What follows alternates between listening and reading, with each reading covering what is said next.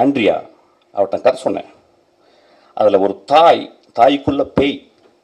அப்போ சொன்ன அந்த பேய் நிறைய விரசமாக இருக்கிறான், அதுக்கு நிறையா நிர்வாண காட்சிகள் தேவைம்மா, நடிக்க முடியுமான்னு கேட்டேன். அவன் அந்த கதையை கேட்டு சொன்னான், நடிக்கிறேன் ஐயான்னா.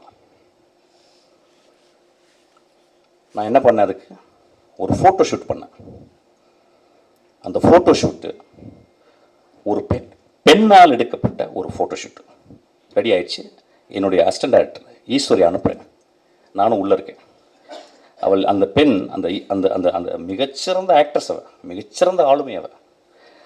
அவள் என்ன பண்ணா, என் நம்பிக்கையில், என் கதை மேலே இந்த நம்பிக்கையில் அவள் அந்த ரூமில் போயிட்டு அவள் நிர்வாணமாக வெளியே வர வேண்டியது.